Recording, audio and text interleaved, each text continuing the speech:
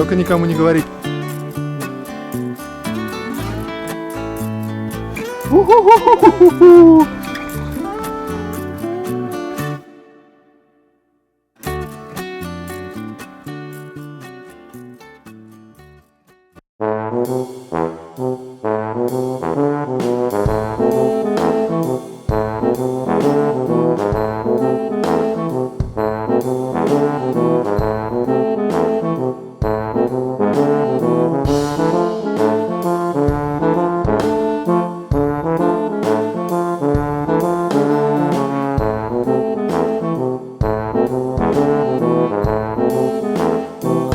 Пошел вспоминать дорогу в Даобские щели. Ну, вроде кое-как тут из института выбрался, добрался до леса. И сейчас вот иду по дремучим зарослям.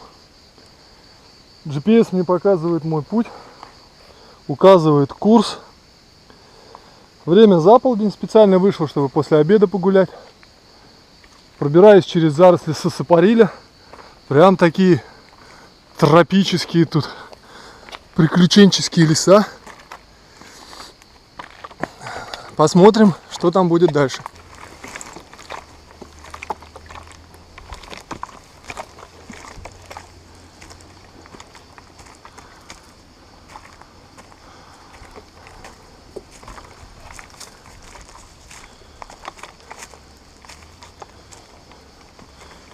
Заросли кизила временами попадаются. Дубы, обвитые древовидным плющом уже. О, видали? Это вот, я так понимаю, это плющ колхидский обвил старый дуб. А теперь самого плюща колхидского обвивает плющ обыкновенный.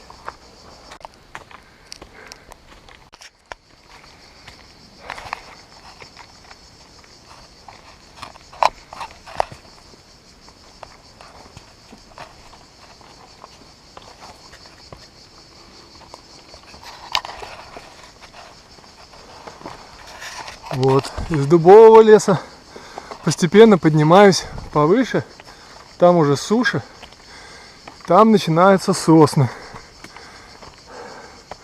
сосновые леса. Дубки уже хереют, становятся мелкими, и все это буквально за пару минут. Тропа круто поднимается, и поэтому поясность некоторая такая, тоже очень быстро сменяется. А вот уже и открылся первый вид на бухту. Это вот подо мной Геленджикская бухта. Вон там вдалеке, за заливом, находится толстый мыс с маяком.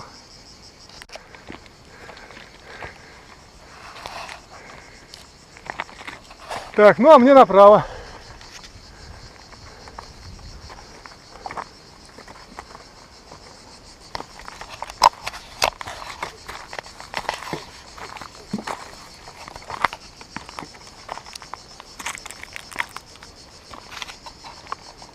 Сверчки.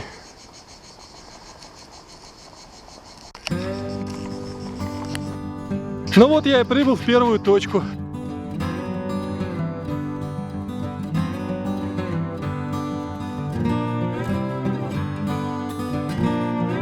Идем туда.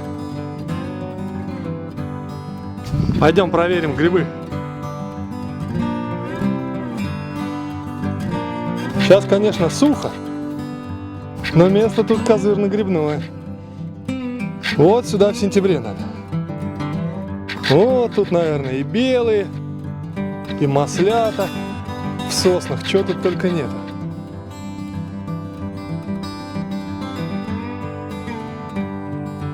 А сейчас тут ничего нет.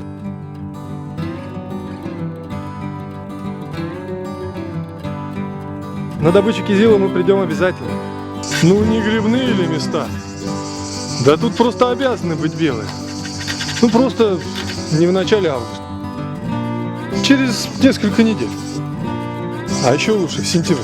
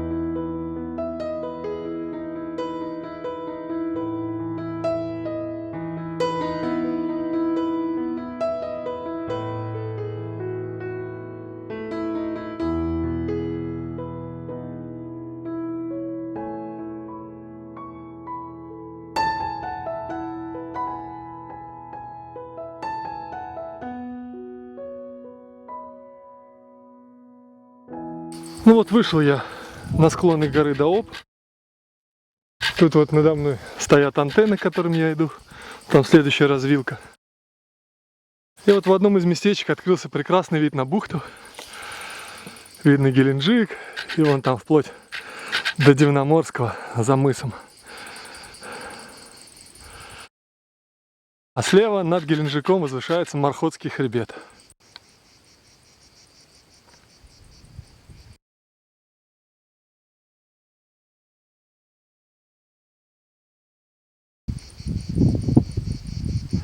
Мархотский хребет. Почти полностью. 2/3. Северный кусочек, 1/3 не влез.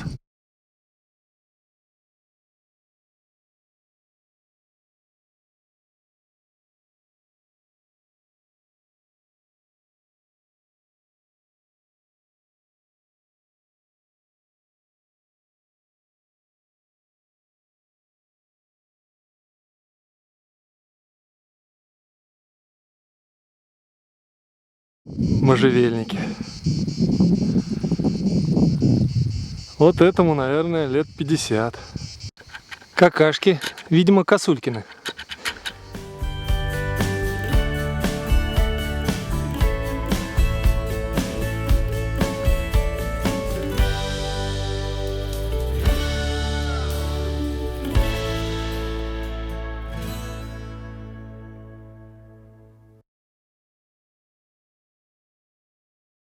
Прошел развилку у антенн.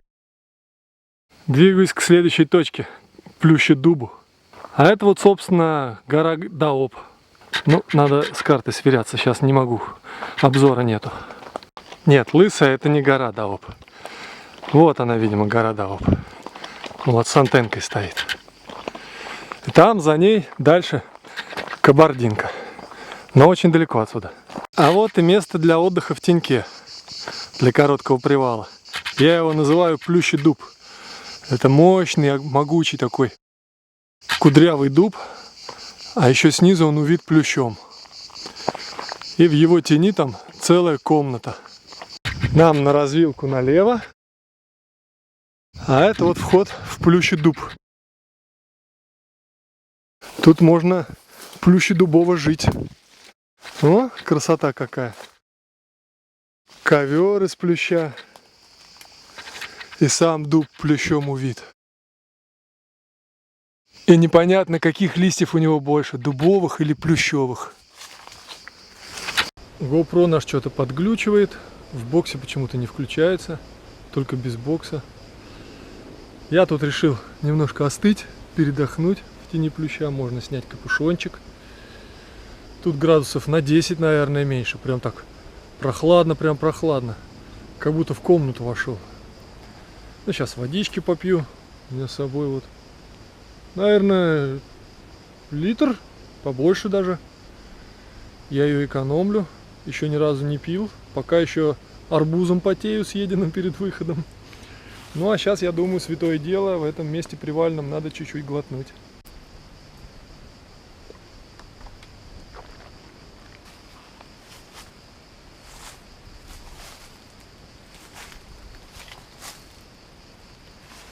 Аж голова кругом, да, в этом Плющедубе? Красота. И коврик под ногами. Такой красивый плющевый коврик. Здесь палаточку поставить можно, вообще красота.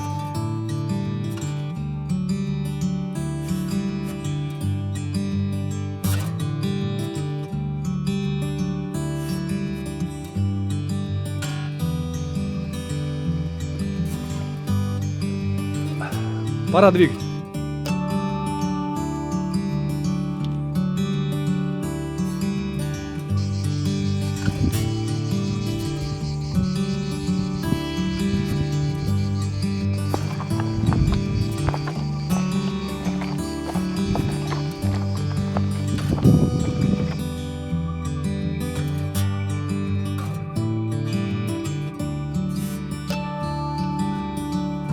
Вот я и пришел на вершинку 5-й щели. Отсюда уже открываются виды на корабли И, честно говоря, нефтью от них несет ветром прямо сюда. Все это ужасно живописно, романтично, но нюхать это, конечно, не в фонтан.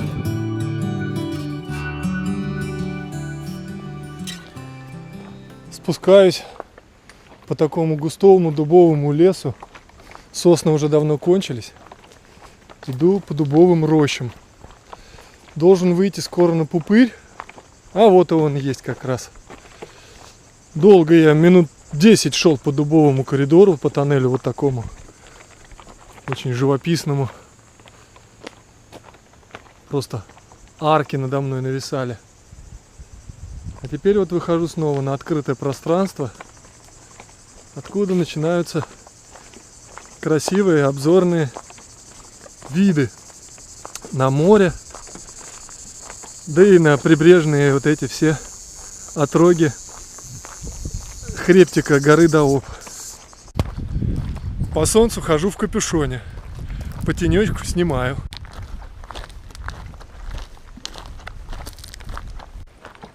Горы сложены мергелями, иногда с прослойками песчаника. Редко попадаются известняки. Поразительно, но в такую жару сохраняются даже лужи кое-где. Меня зацепило колючими кустами. Можжевельник.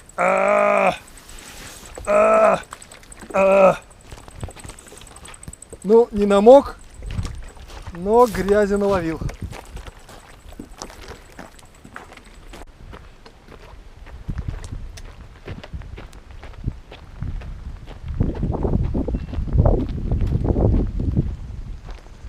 Вот я и прибыл на смотровую площадку Пупырь.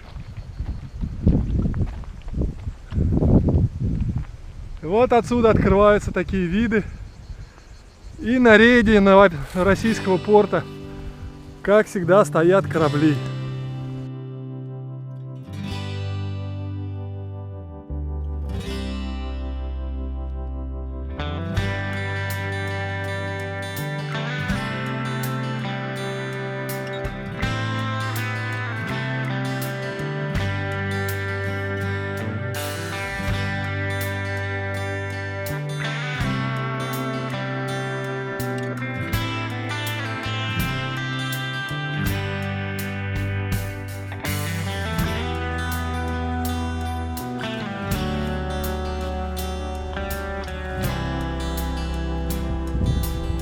Но пришел я вот отсюда, с горы Даоб, спустился.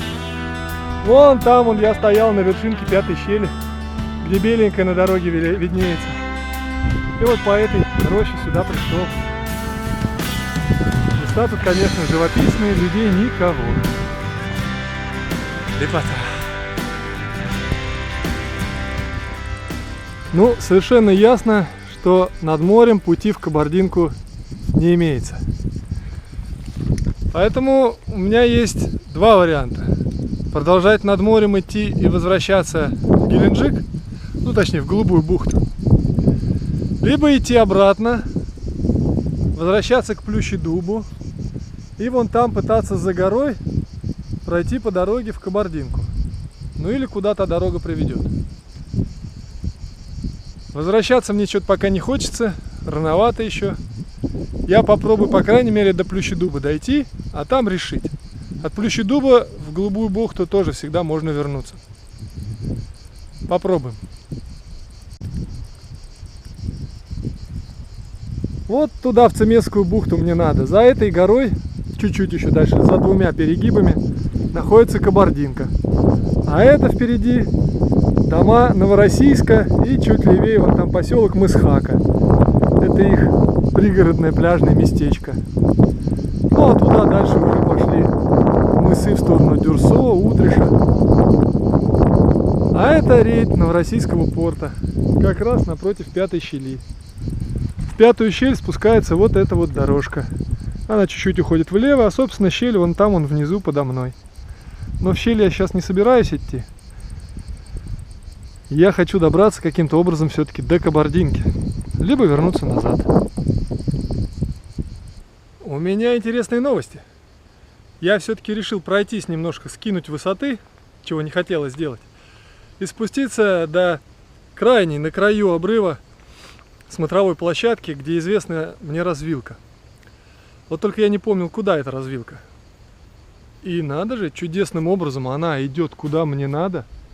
Она уходит от моря вправо, на север, в сторону Кабардинки.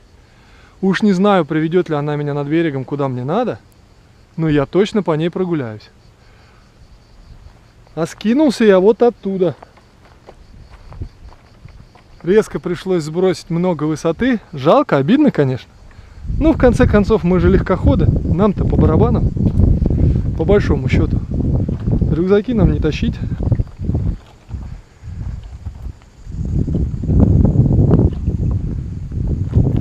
А внизу открывается изумрудная бездна.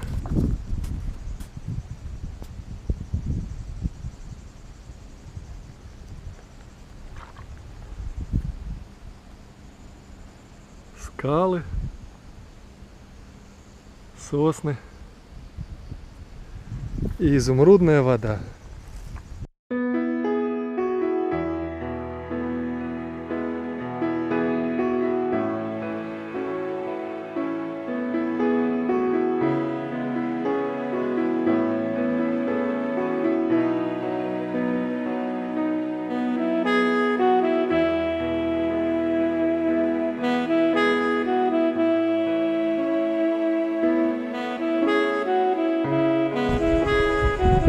Прекрасное место. Гора Даоба. Рекомендую всем, только никому не говорите. Для своих.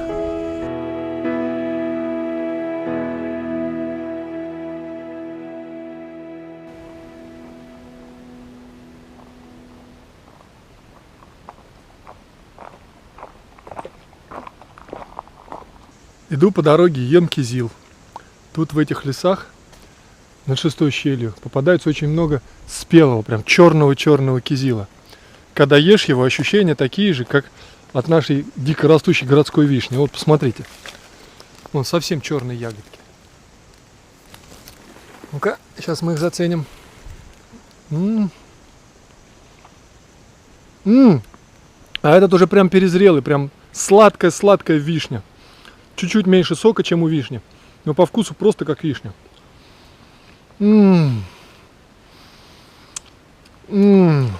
Сейчас его объемся.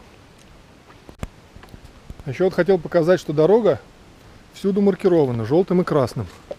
Правда, я не знаю, что это за трек и куда он ведет, но маркировки вдоль всей дороги.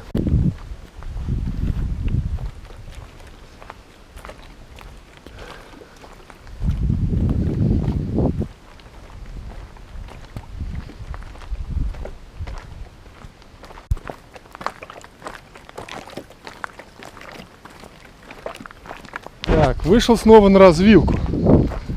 Мне, судя по всему, вот туда подниматься снова на перегиб, потому что я сейчас над шестой щелью, а мне в нее не надо. Мне надо дальше в Кабардинку. Думаю, что это туда. И судя по маркировкам, наверное, это так.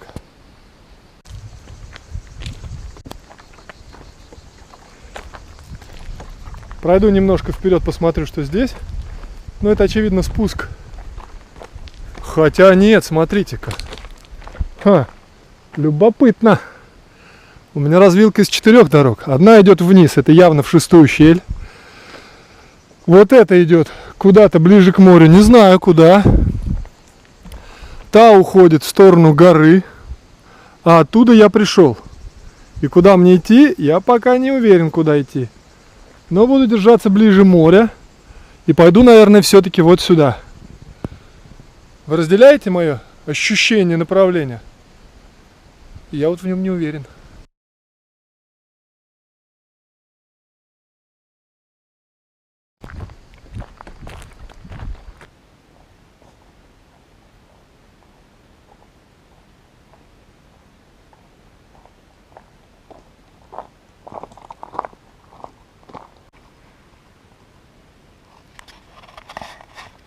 Шиповник тоже на подходе.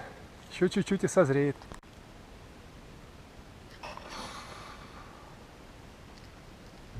Передохнул, пора идти.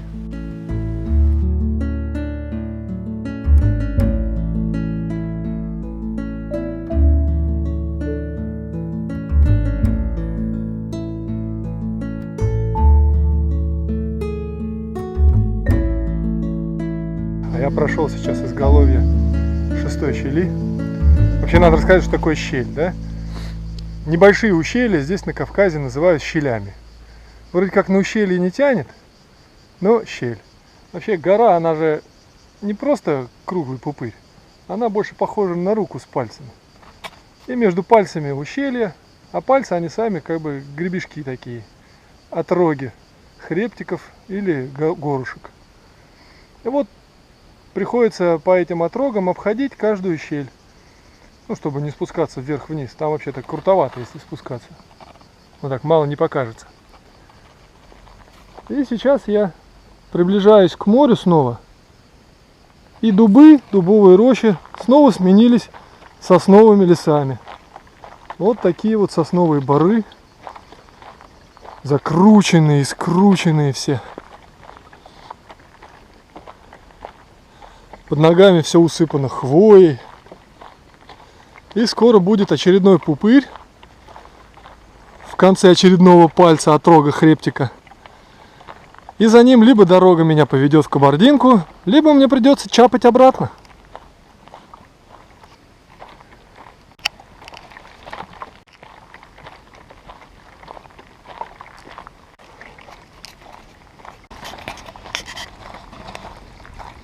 Выхожу на пупырь за 6-й щелью.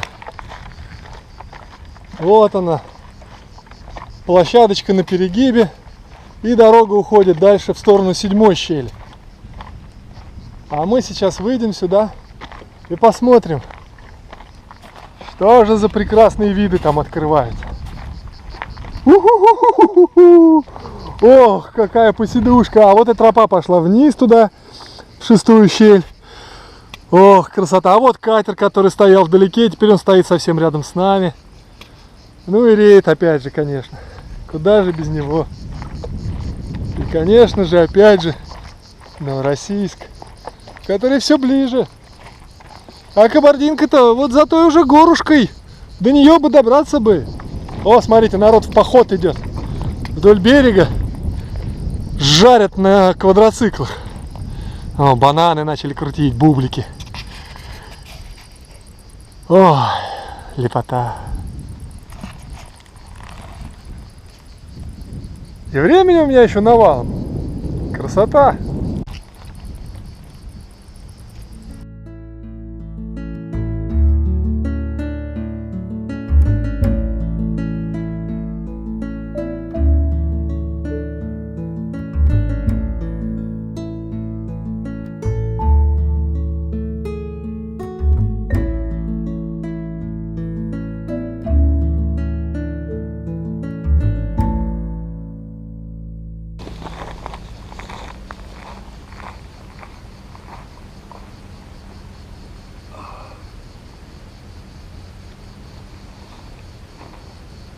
Нужно маршрутную точку занести в GPS обязательно. Зовем ее смотровая площадка за 6-й щелью.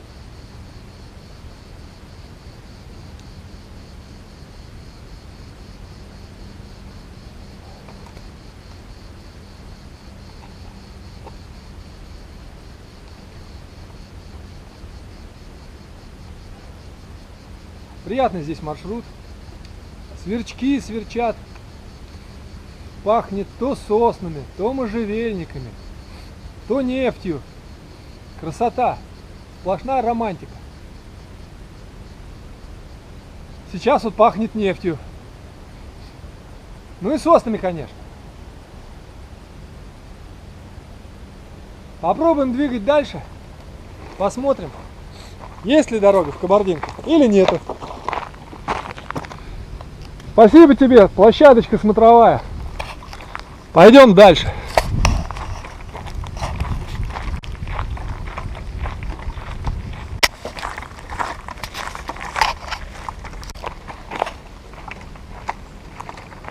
Прогулки здесь, конечно, совершенно не напряжные. Единственный вот неприятный участок — это от Кизиловой рощи до Антенного холма. А потом просто одно удовольствие. Идешь и наслаждаешься. Вот так идешь и наслаждаешься. И вот так идешь и наслаждаешься.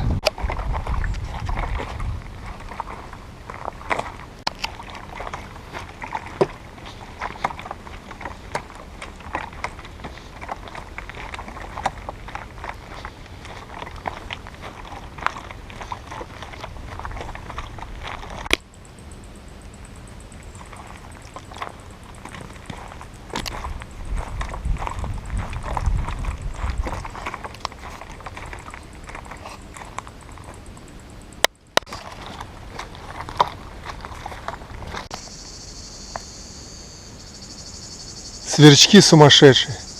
В GoPro вряд ли слышно.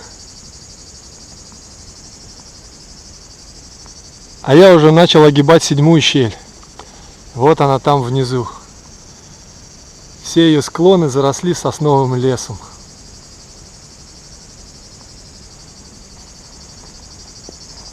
А Кабардинка вот за этой горушкой.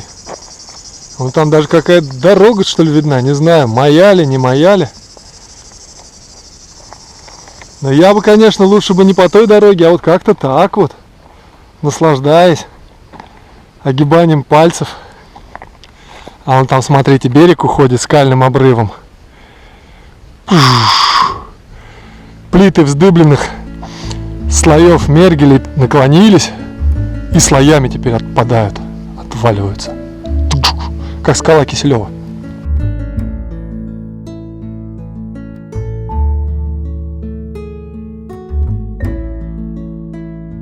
Я сейчас нахожусь в 7-й щели. Я так долго и упорно спускаюсь вот оттуда. И тут резкий поворот. И уходит он почему-то не на склон, туда, в сторону хребтика, за которым Кабардинка, а вниз по руслу щели, по ручью. И маркировка тропы тут разделяется. Вроде как туда, получается, идет красная, а туда желтая. Тропа тут какая-то есть, конечно. Но она совсем такая, не кошерная. Для кабанов. И ведет она куда-то вверх по 7-й щели. Но я сейчас попробую спуститься вниз. И если там внизу будет тупик, попробую пройтись по этой. Ну а так искать надо дорогу. Сама она не придет.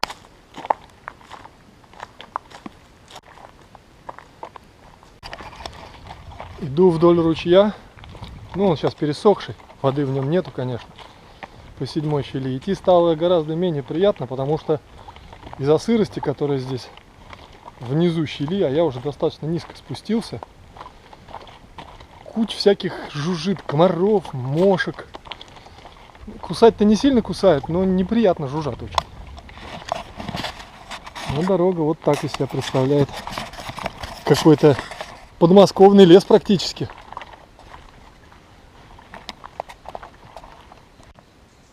Только кизил висит.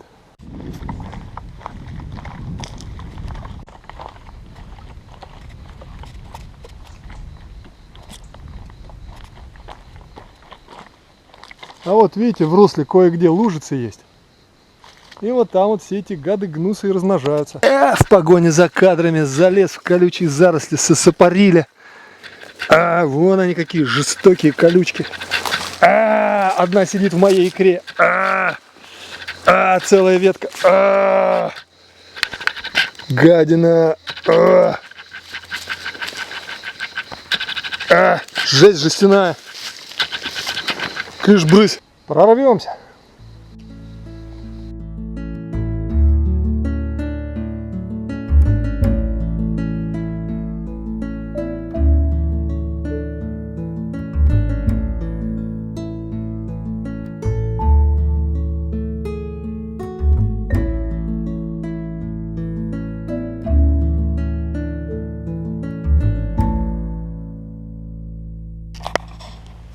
Вышел к руслу реки, оно тут так прямо обсолиднилось.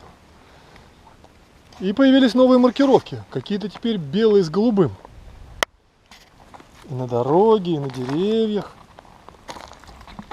Ну не по руслу же идти, а вдруг по руслу. А вдруг как раз дорога по руслу-то и приведет меня в Кабардинку. Кто знает, надо тут точку поставить. Дорога перегорожена завалом. Я вышел в какой-то забор, уперся. Сейчас буду пытаться понять, что делать дальше. Куда и как идти. Ну, красно-желтый и бело-голубой треки ведут сюда. А вот вроде бы и дорожка куда-то уходит. Мимо заборов. Внизу 7-й щели. Ну туда и пойдем сейчас. Мимо заборов. Достали заборы, честное слово. Вот, идем наверх. Возможно, теперь снова придется на склон 7-й щели выйти и потом за нее перевалить там за бугор. Не знаю. Хотя вот, смотрите-ка, асфальт. Любопытно. Любопытно. А за ним не асфальт. Что же выбрать? Асфальт или не асфальт? Судя по маркерам, нормальные ребята выбирают не асфальт. О, и стрелки нормальным ребятам тоже подсказывают. Не бери асфальт. Ох, нехорошо.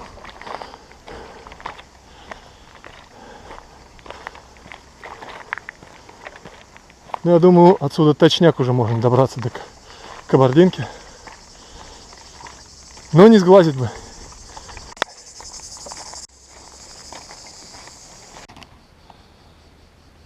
И все же дорожки у забора сошлись, сделали петлю, и все вышло на асфальтовую дорожку. И вот чапаю я теперь по асфальтовой дороге, поднимаюсь вверх по склону за 7-й щелью. Ну, в смысле, по правому борту 7-й щели. Ну, такая дорога явно приведет в какую-то населенку, в жуткий антропоген. Антропоген нас ждет. В антропогене искупаемся. А может, не будем. Цемент, нефть. Ну, посмотрим. С дороги в кусты ушла короткая просека и вывела на поляну с пнями. Ну, я ее так и вобью, точку. Поляна пней. Вид здесь не ахти, но полянка сама приятная. Но море видно тоже. И, в принципе, можно заночевать, если так вот с палаткой застала. Вышел из Кабардинки и тут же раз рядышком заночевал. Воды тут, конечно, нет. Но зато на пнях есть красивые лишайники. Двигаю дальше. Внезапно асфальт снова превратился в щебенку. Я думаю, тот участок заасфальтировали. Уж больно он, потому что круто шел вниз, и, видимо, его очень сильно размывало. Даже здесь вот видно, как размывает. А там был прямой и крутой участок, не то что здесь. Поэтому его, скорее всего, и заасфальтировали. Ну, а тут оставили щебенку. Честно сказать, по щебенке мне идти гораздо приятнее. Не поверите, но гораздо мягче, чем по асфальту. И самое главное, не чувствуется такого городского, антропогенного какого-то ощущения, что ты где-то в парке в каком-то или в какой-то индустриальной зоне с асфальтом. Чувствуется, что ну где-то на неведомых дорожках в лукоморских лесах. Красота.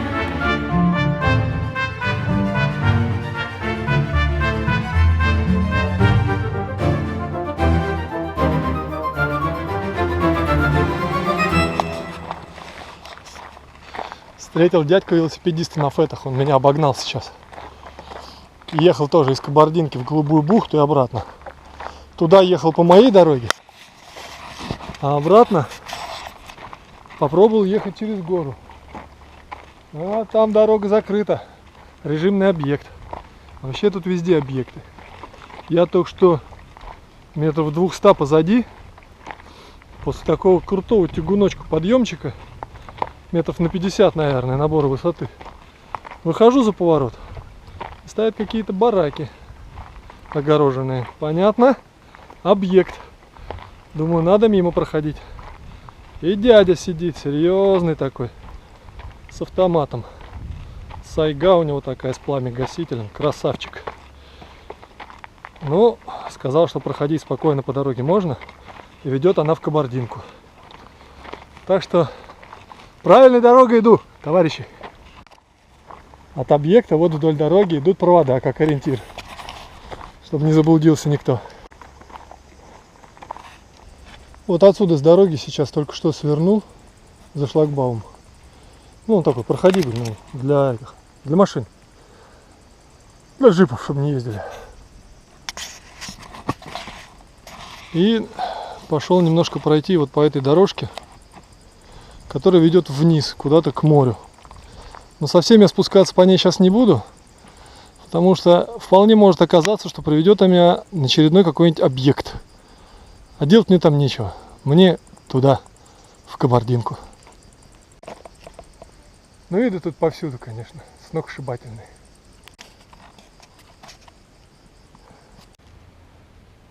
Намочил бобрика слегка, чтобы не перегреться. А то коварно. Солнце вроде низко, а чувствую, головешку-то напекло слегка.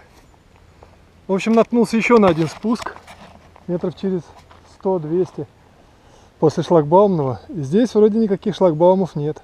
Возможно, это спуск туда, прямо к берегу. Или к смотровым площадкам очередным. Но уже не сегодня. Пойду. Только что позвонила Сашенька. Спрашивала, не надо ли меня уже забирать в Кабардинке. Я сказал, что мне еще идти до нее. Не знаю, может, километр-два. Не знаю точно. Но ехать уже можно, в конце концов. Ну, Кабардинка. Там есть чем заняться, подождут. А я вот иду вдоль этих проводов. Я так думаю, они-то меня как раз и выведут в самую Кабардинку. О, какой.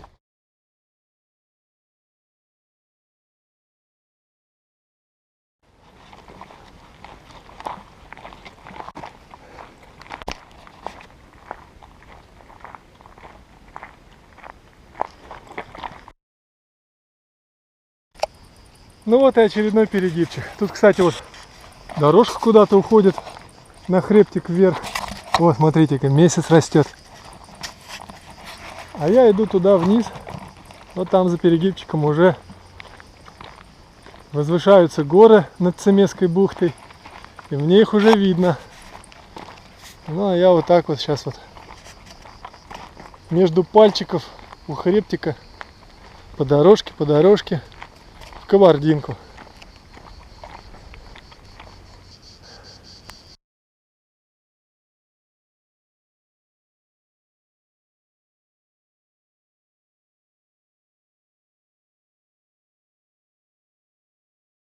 Ну вот уже и первые дома. Вот какая-то обсерватория видна. И вот здесь вот уже совсем рядом крыши. Начинается цивилизация. Ближе к поселку начинаются развилки за развилками. Но надо стараться держаться знаков, маркировки бело-голубой, либо красно-желтый. И тогда не заблудишься. А когда увидишь ЛЭП, идти вдоль ЛЭП.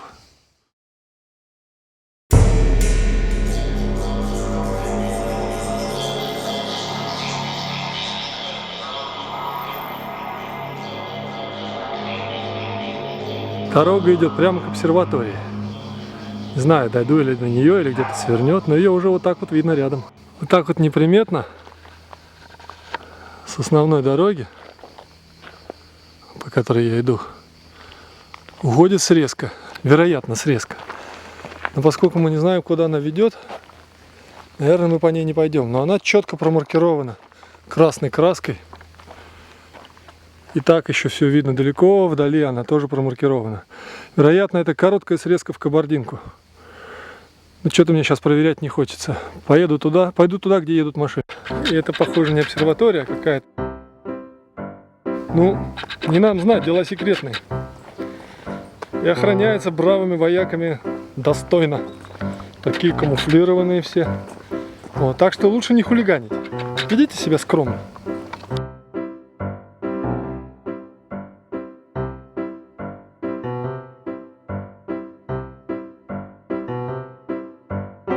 А вот это уже интересно. Дорога из Кабардинки, поворот налево уходит на объекты и на тот самый трек, по которому я сюда пришел. А если ехать прямо туда, то вот указатель нам показывает, что это именно туда нужно ехать, чтобы попасть к выброшенному на скалы кораблю Рио. Тут недавно был выброшен сухогруз Рио. И я вот нечаянным образом попал на эту секретную дорогу.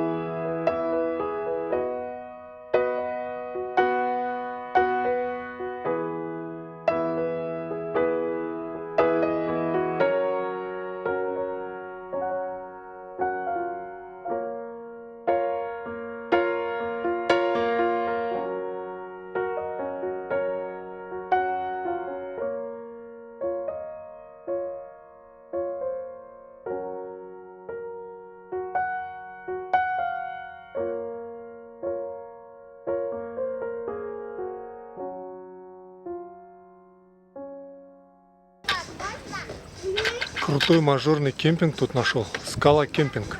Рядом с отелем Надежда. Прямо с видом на Цемесскую бухту.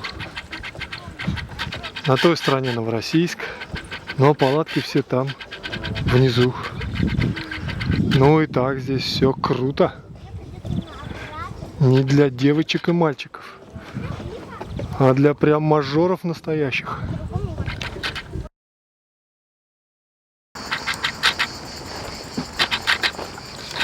Рядом с пафосным отелем «Надежда» есть, похоже, городской пляж «Восток» по улице Мира 2.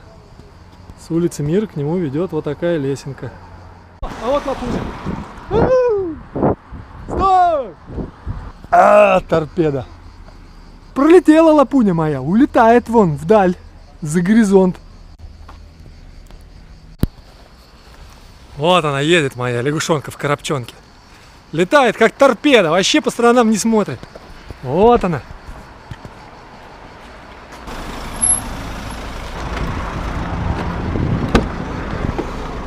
Служба эвакуации космонавтов.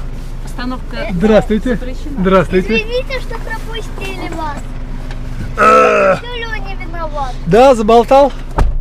Нет. Но мама все равно так летела, что затормозила бы только метров через 800. Он смотрел. Все. Ну, 20 километров. Дошел до пляжа «Восток». Чудесная прогулка. Теперь надо что-нибудь съесть. Легкоходство forever.